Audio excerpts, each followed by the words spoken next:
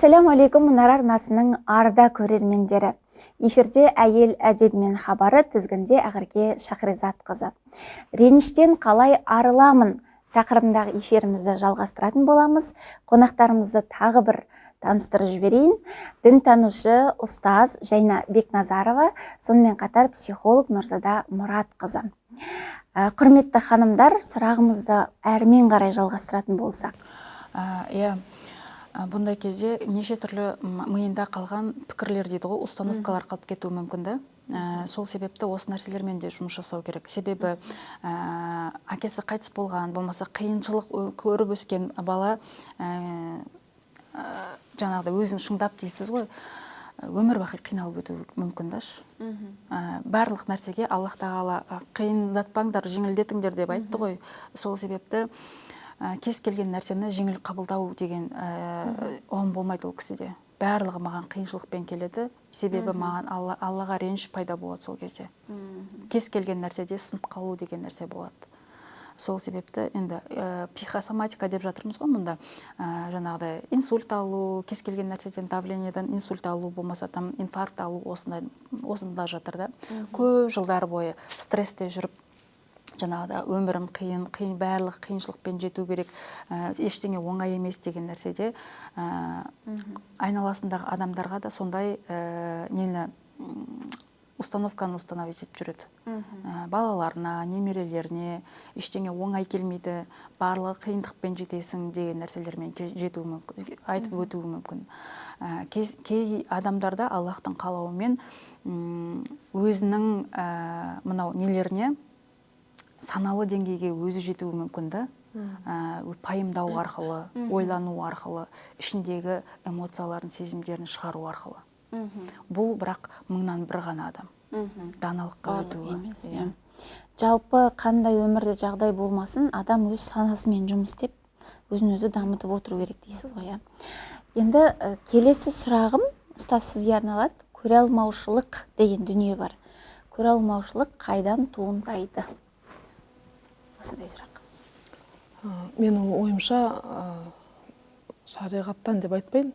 Мен өзімнің өмірден тәжірибе көргенім бойынша осы реніш болсын, ренжіту болсын, кешірмеу болсын, көре алмаушылық болсын, барлығы бір себеп бәлкім бала позициясы шығар, бірақ мен өзім ойлайтыным адамдардың өз қарахан басын қатты жақсы көріп кетуі. Яғни өзім, мен деп сондай бір тек қана өзін бірінші орынға қою да сондай бір жағдайға алып келетін сияқты.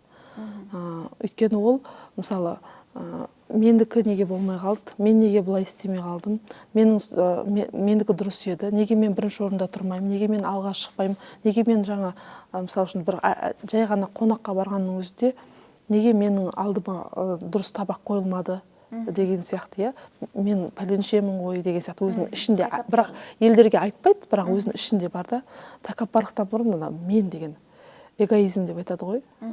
Негізі нәпсіні эго деп айтады, жалпы терминде да. Сол өзінің нәпсісін семіртуі, сол нәпсімен күреспеуі, онымен жұмыс жасамауы, және де мысалы басқалардың қолындағы нәрсесін қызғануы. Мен осынша еңбектеніп жатырмын, бірақ менде емес сода бар. Немесе біреулердің мысалы әйеліне, біреудің күйеуіне, біреудің көлігіне, біреудің үйіне қызығып емес, қызғанып қарау, бұл сол өзін олардан артық санаудан. Мен олардан артықпын деген ода ой бар да, негізі өзінің санасында ішіндеше, соны баса алмай. Сондай бір қызғаныш сезімдер пайда болады да адамда. Көре алмаушылық сезімдер пайда болады. Ол үшін жаңағы адам баласы енді жаңағыдай психологтардың көмегіне жүгіну мүмкін, психотерапевтердің, не болмаса жүгіне алмағанша, мысалы өзі көп ауру, ол физикалық, жаңағы биологиялық аурулар, немесе психикалық аурулар болсын, барлық ауруда бірінші өзі соны мойындап, мен бұдан арылайын, мен бұдан емделейін деп алдына барғанда, маманның алдына барғанда ғана ол одан құтылып жазылады да негізі. Бірақ көп адамдар өзінің сондай екенін мойындау қиын. мойындай алмай жатады. Адам өзін Иә, өзгертпейді, оған өзгертпейді дейді ғой. иә, сол Аллах тағаланың оған санасын кейбір адамдар қанша түсіндіргің келсе де, ол бәрібір өзінікін дұрыс деп, және басқа мысалы үшін қанша жылдан бері өзінде жиналып қалған өкпеден нәтижесінде мысалы отбасы бола алмай қалса, ол или әйелінен көреді, или мамасынан көреді, или болмаса сол әйелі барып жүрген психологтан көреді. Мысалы үшін да өзінен ешқашан көрмейді да, мен қашан осындай қателікке жол бердім деп өзімен сөйлеспейді. Өзіне өзі не үшін бұндай нәтиже берді, менің өмірім неге бұндай нәрселер болып жатыр деп өзімен өзі сөйлеспейді. Және ол әр қашан өмірге өкпелі, өзінің тағдырына риза емес. Неге сондай, неге мұндай деп басқалардың қолындағын көре алмай. Ал біз білеміз, Аллах тағаланың көркем есімдерінің бірі әр-разақ дейді. Ол әр-разақ дегеніміз Алланың ризық беруші және әл-адил, әділетті. Біз ешқашан, егер Алланың әл-адил, әділетті, ең әділетті және ризық берушілерінің бірегейі, ешкім олай ешкімді жарылқай алмайды. Біз жарылқасақ бір ай жарылқармыз, бір жыл жарылқармыз мысалда. Бір ай міндетті түрде бір кез келеді, міндет сынып қалуымыз мүмкін. Бірақтан Аллах ондай емес қой. Демек, бұл жерде мынадай қорытынды бар. Оған Аллах берген, бөліп берген ризығы сол. Маған мынау бөліп берген Алланың ризығы осы деген бір қанағаттану, шүкіршілік сезімі болмай қалады да ондай адамда. Сонымен ол анау Алланың ісі ғой бұл. Енді Аллаға разы болмай қалады. Значит, ол өзінің тағдырына разы болмай қалады. Бізде ғалымдарымыздың тұжырымы бар. Кімде-кім Аллаға разы болмаса, өзінің тағдырына разы болмаса, өміріне разы болмаса, онда ол одан Аллах та разы болмайды. Оның нәтижесі өте ауыр. Бұны ойменен, өзін-өзі тәрбиелеуменен, нәпсінің күресіменен жеңуіміз керек. Дін деген кезде тек қана намаз, Рамазанда ораза, садақа беру, әйтеуір зекетіміз бар болса, зекетті беріп құтыла салсам, мен бұл діни міндеттер бітті деген нәрсе емес. Діни міндетімізде имам Ғазали да айтады, мысалы, не болмаса басқа ғалымдарымыз да айтады, Абу Ханифа мазхабында да сондай.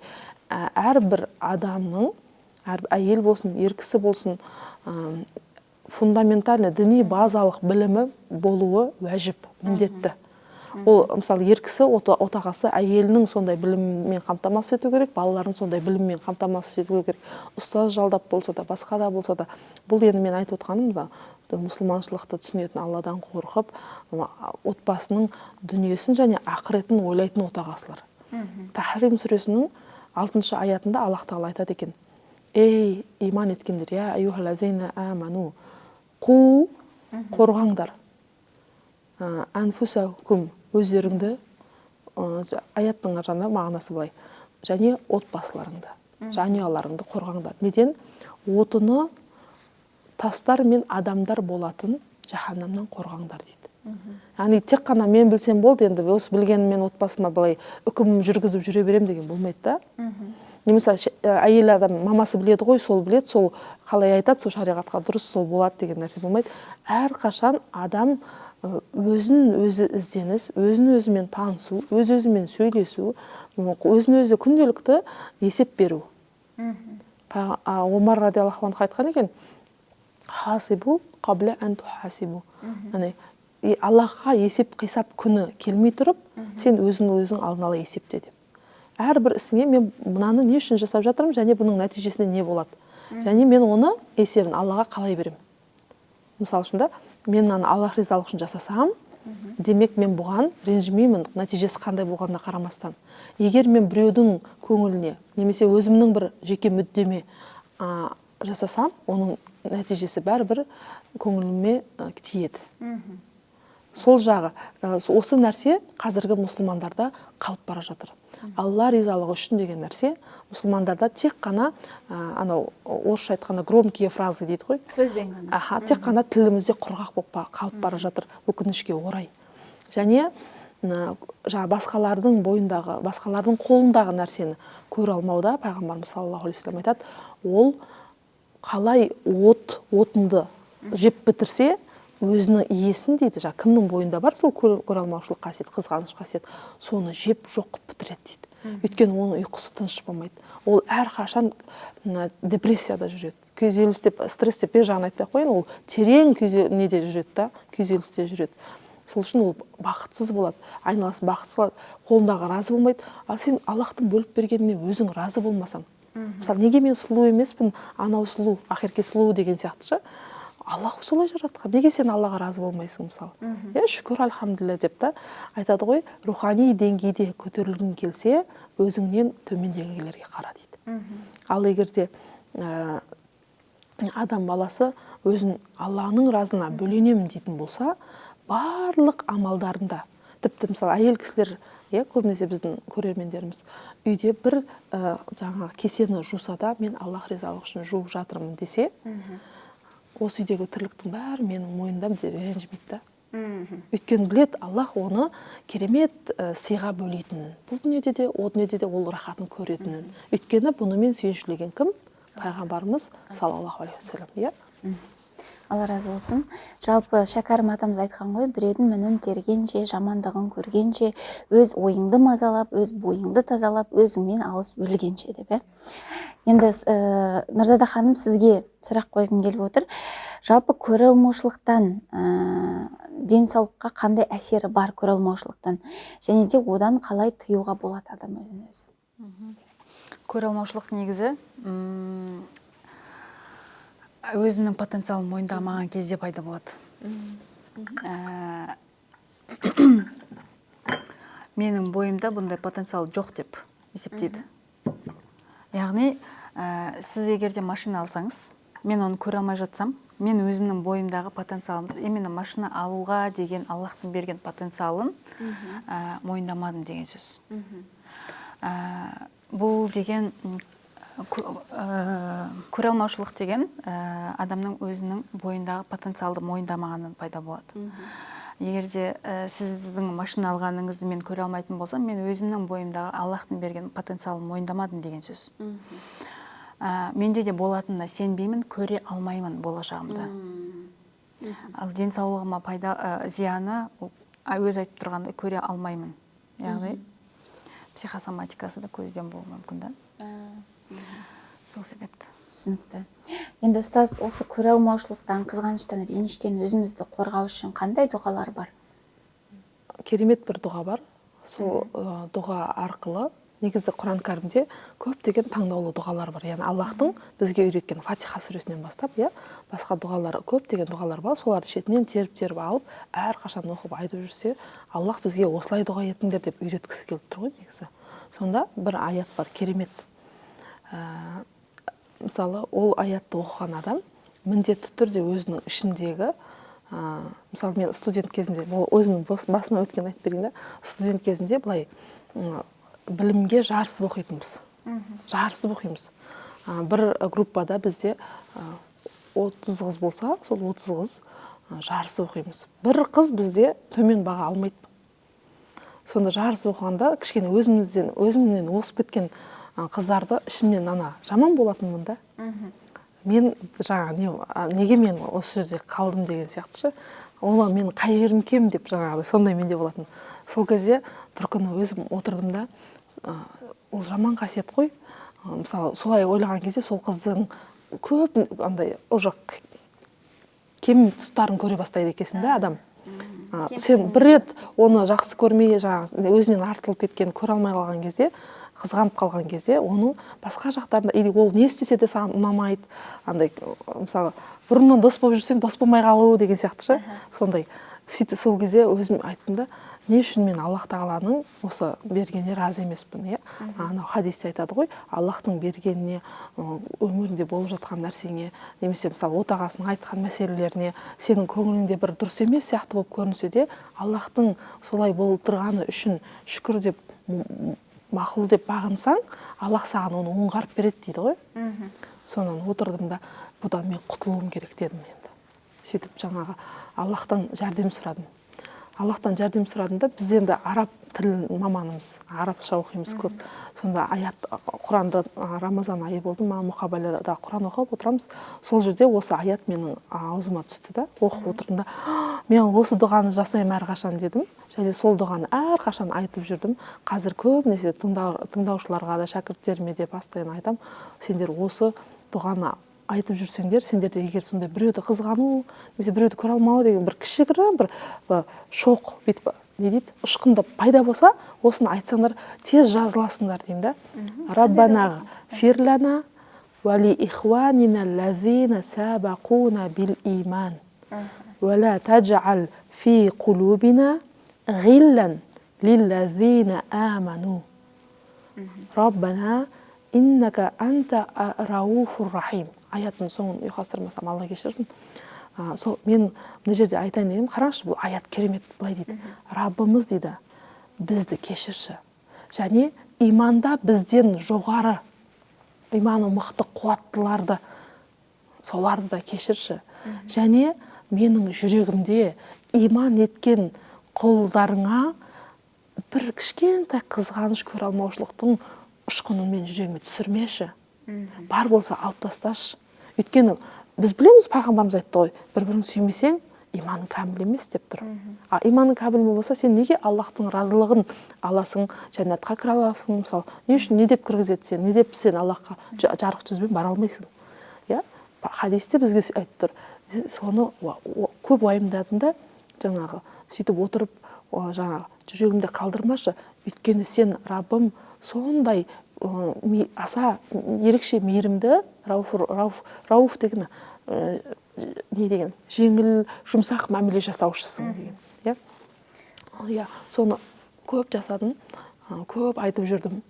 Альхамдулилля, сол бір ұшқын, одан кейін осы ауру, осы бір ой бір келмеген маған ешқашан. Ешкімге, ешқандай адам баласына, бір даже басқа нәрсеге менде ондай ой болма. Осы бір аяттың мұғжизасы ма, кереметі ма, мынау Аллах Тағала айтады ғой, Исра сүресі 82-ші аятта, мен Құранды жаңағы мөминдерге даналықты үйрету үшін және шипа үшін түсірдім деп. Біздің рухымыздың, жанымыздың шипасы да, ал жаны тыныш, рухы тыныш адам, ол физикалық түрде де көп ауырмайды. Дұрыс айтасыз, жаны тыныш адам физикалық түрде ауырмайды. Осы жерде бір сұрақ қалып бара жатқан сияқты. Нұрзада ханым, балалар арасындағы қызғаныш деген дүние қайдан туындайды? Оны балалар арасында қызғаныш болмас үшін не істеу керек? Қандай тәрбие беру керек? Біз аналар үшін сол өте маңызды да. Мысалы, ана болғаннан кейін ешқайсысын бөліп жармайсың да, бірақ бір-бірін қызғанып тұрады да, солай ұрсып қалған кезде жүрегің ауырады да. Назат болған нәрсені анаған да алып беру керек болып тұрасың. Балалар арасындағы қызғаныш жаңағыдай жиі болатыны, ол ата-анасының назарынан тыс қалып қалам ба деген қорқыныштан пайда болады. Мамасының внимание дейді, вниманиядан тыс қалып қалам ба. Бізде мынандай бар, психологияда мынандай бар, страх быть отвергнутым, страх быть брошенным деген нәрселер бар. Соның салдарынан көп адамдар зардап шегуде де, қазіргі ересек күйінде де. Себебі осы страх быть отвергнутым, брошенным деген қорқынышпен өмір сүрген адамдарда барлығына ыңғайлы бола бастайды.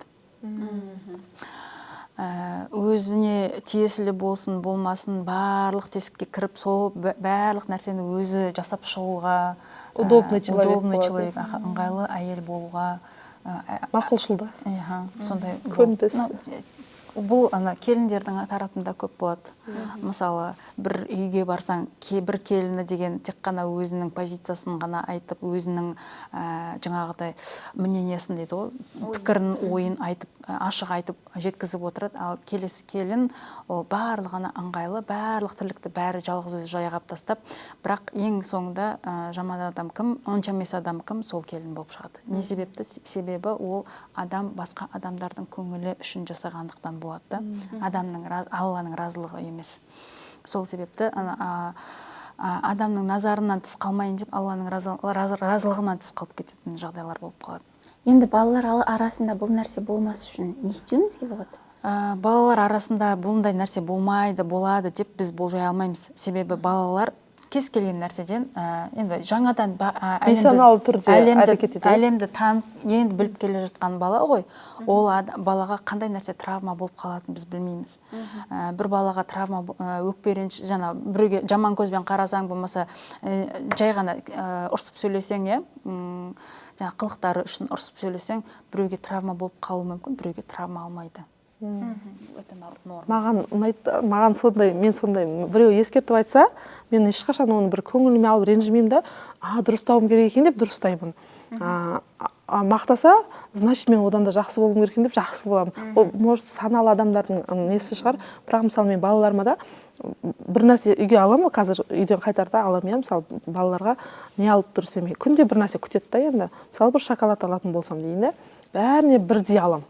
Бірдей қылып алып беремін да, бірақ үйге барғанда анау құшақтайды ғой. Ана бірінші құшақтап қойды, мынау соңынан құшақтап қалдым деп. Бәрібір ренжитін бала ренжиді, ол бәріне адамдардың барлығына жағыну мүмкін емес. Сол себептен айтады да.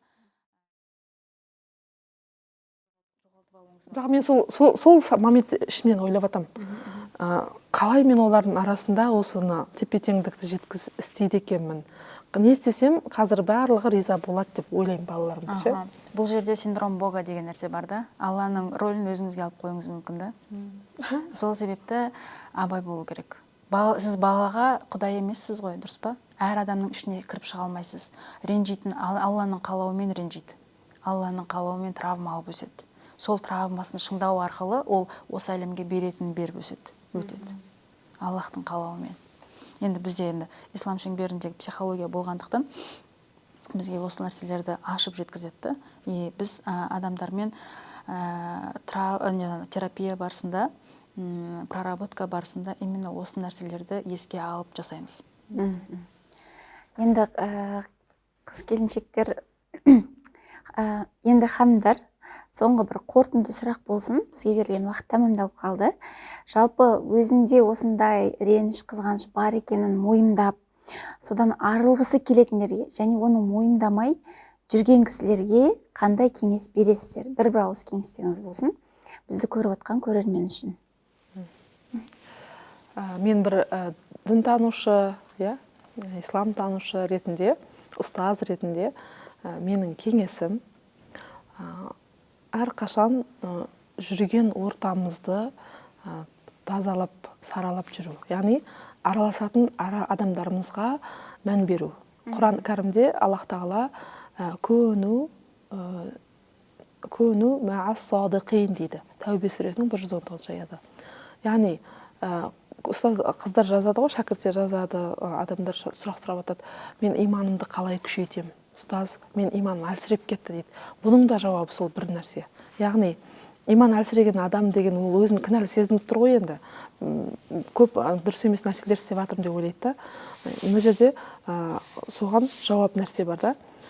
Сен егерде оны Аллах тағала бекер айтқан жоқ. Шыншыл, шынайы, іші сырты бір, саған жан ашитын, осы сондай адамдармен бірге жүр дейді да. Өйткені жүрген орта адамға әсер етеді. Сен, мысалы үшін, тек қана жақсылық айтатын, жақсылыққа үндейтін, сені ренжімеуге, ондай емес ортада жүрсең, сен де соларға ұқсап тәрбиеленіп, өзіңді өзің, өйткені әр адамның үлкен болсын, кіші болсын, бойында еліктеушілік қасиет ол өлмейді. Өлмейді да ол. Мысалы бізге ұқсасы келген ел болса, ұстаз деп та Аллах сол атқа лайық қылсын. Бірақ біз де ұстаздарымызға лайық болуымыз келеді, пайғамбарымызға лайық болуымыз келеді деген сияқты. Сол сияқты әрбір жүрген жерімізде айналамыздағы достарымыздың қандай екеніне мән берсек, біз сол жаңағыдай нәрселерімізден арыламыз. Және міндетті түрде мамандармен кеңесу керек. Мысалы, келіп ұстаз да бір рухани емші ғой. Ешкімге мен айтам, сендер деймін да, Алланы ренжітіп, бір мәселелерің болып қалса, барып жаңағыдай анаған, мынаған, абысын, ажын, немесе қыздар деп айта салмаңдаршы. Тегі ішіңізге симай бара жатса, мысалы күйеуіне ренжиді, енесіне, маған келіп айтыңдар. мен сізге дұрыс жолын айтып беремін, Аллах шатастырмасын. Немесе басқа ұстазға, өзінің ішін тартатын ұстаздар болады ғой, сол кісілерге барып сырласыңдар. Ол Алланы танитын адам сізді ұятқа қалдырмайды, сырыңды паш етпейді. Және одан сіз жеңілдейсіз, және аятта, хадисте не айтты, соның барлығын сізге айтады. Және сіз де жеңілдеп, өмірге өзіңіздің бір жүрегің тынышталады да. Мен өзімде сыймай бара жатсам, ұстазыма айтамын. Мысалы, бәріміздің әйтеуір бір неміз бар ғой, кеңесетін, сондай демек, ортамызды түзетуіміз керек екен. Ортамыз түзетуіміз. Нұрзада ханым? Жалпы өзін дерті бар екен мойындамайтын адамдарға және мойындап одан арылғысы келетіндерге қандай кеңес бересіз? Дертін мойындамайтын адамдар жан жағына қарасын дер едім. Айналадағы адам, әрбір адам біздің айнамыз. Ішіміздегі сезімдерімізді, ішіміздегі болып жатқан нәрселердің барлығын бізге көрсетуші. Аллах сөйтіп жібереді солай, сондай адамдарды. Егер де мойындайтын адамдарда соны көріп, мойындап, мен енді осыдан қалай арыламын дейтін болса, жаңағы сіз айтпақшы абысын, ажын, болмаса подруга дегендерге емес, өз мамандарына барып, жаңағыдай кеңес алғанды жөн. Себебі әрбір адамда кемел емес қой. Әрбір адамның өзінің травмасы болады, өзінің травмасын жағып жіберу мүмкін даш.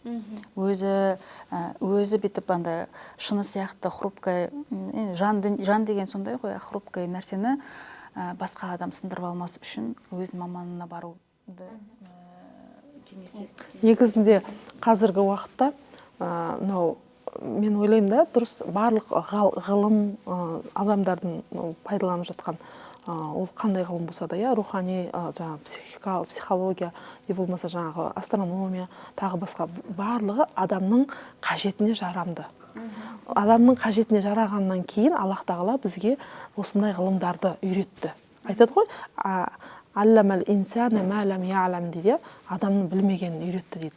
Көбісі мұсылмандар жаңағы негізінде діни сауаттылығы толыққанды, діни сауаттылығы жоғары деңгейде, және сонымен өз-өзімен жұмыс істеп, сол шариғаттың шарттарын өзін амал етуге тырысқан адамдарда психикалық күйзеліс өте кем болады. Жаңа 1000-1 деген сияқты, Ал егер де біз пендеміз, сауатымыз жетпей жатыр, біліміміз де, амалымыз да жетпей жатыр, бірақ сондай жағдайлар өмір болғаннан кейін бәрінің басында болады, болып жатса, мен мұсылман бауырларыма айтатын едім, сондай мамандарға барып сөйлесуден ұялмаңыздар, тартынбасын. Ол бір ұят емес. Қазір сондай бір интеллектке жете алмай жатырмыз ғой. Қазір 21 ғасырда технология заманы болғанымен, соған көп басымдық беріп жібердік та, барлығын ішіміздегінде, сыртымыздағында жариялап жатырмыз ше. Негізі сол дұрыс емес. Және өзінің жаңағы ішінде әр үйдің өзінің харам аймағы дейді. Өзінің несі бар. Оны сыртқа шығаруға болмайды. Және әр адамның өзінің Алламен арасында сыры бар. Оны айтып қойсаң, Алла тағы да күнә жазады дейді ғой, шариғатымыздың өзінде. Сол үшін оны айтпайды дейді. Не қыламыз? Егер өз-өзімізге күшіміз жетпей бара жатса, онда мамандарға, психологтарға, психотерапевттерге, психосоматикаға өзіме керек деген. Мысалы, кейбір мұсылман бауырларымыз бар, ой, мен Құран оқи аламын ғой дейді да. Сен дем салдырып келші, имам кісілерге барып десе. Мен үйтіп Құран оқимын деп айтады да. Енді мен айтамын да, пайғамбарымыз саллаллаху алейхи вассаламға уахи келген. Соның өзінде ол кісі осындай дем салдырған, мысалы үшін, Жабрил алейхиссалам келіп дем салып, оны жазып берді, ауырып қалды ғой пайғамбарымыз саллаллаху алейхи вассалам. Көз тию хақ деді пайғамбарымыз саллаллаху алейхи вассалам. Мысалы, сол секілді психологиялық күйзелісте жүрген адамдар сөйтіп өзін жертва қылып жүре бермей, құрбандық дейді ғой, құрбандық қылып жүре бермей, оның мамандармен кеңесіп, сөйлесіп, бәлкім қаражатына да қарауы мүмкін енді көп мұсылман бауырларымыз, бірақ барудан ұялмасын.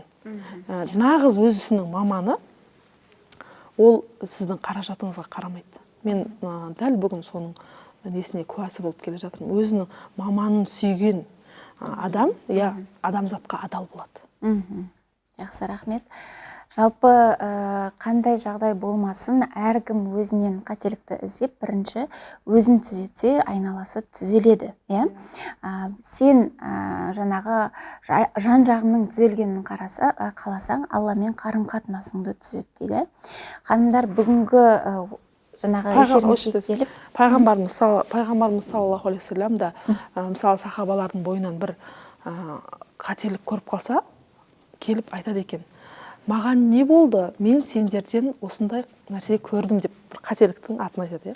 Осындай нәрсе көріп жатырмын, маған не болды екен деп өзінің не қаратып, оны тыңдаған сахабалар ұялғандарынан түзетуге тырысады екен. Және пайғамбарымыз бұл жерде не айтқысы келіп тұр? Хадисте түсіндіргенде ғұламалар, бір қателік болып қалса, сол жерде мен не қателік жасадым, анау мені ренжітті, маған сөз қайтарды, немесе маған мынандай болды демейміз. Мен сол жерде дұрыс қарым-қатынас құра алмадым ба, қай жерінде не жібердім, не айттым да ол кісі маған ашуланып кетті, немесе мен неге ашуланып кеттім деп өзін-өзі жаңа сіздің айтқаныңыздан мен есіме түсіп кетті. Бұны айтпай өте алуға болмайды бұл бағдарламада. Яғни біз әрқашан маған не болды, мен осы нәрселерді көріп жатырмын, осы нәрсе маған болып жатыр деп, мен айналамда құбылыстар, оқиғалар осылай болып жатыр. Демек, мен бір жерде бір қателік жасадым ба деп өзімізден көруіміз керек. Өзіміз анализ жасауымыз керек дейсіз ғой. Жалпы бүгінгі отырысымызға келіп, кестелі ойларыңызбен бөліскендеріңізге Алла разы болсын. Жалпы сен Алламен қарым-қатынасыңды дұрыстасаң, Алла сенің өміріңді дұрыстайды деген даналықпен бүгінгі эфирді қорытындылағым келіп отыр. Келесі эфирде кездескенше аман, сау болыңыздар.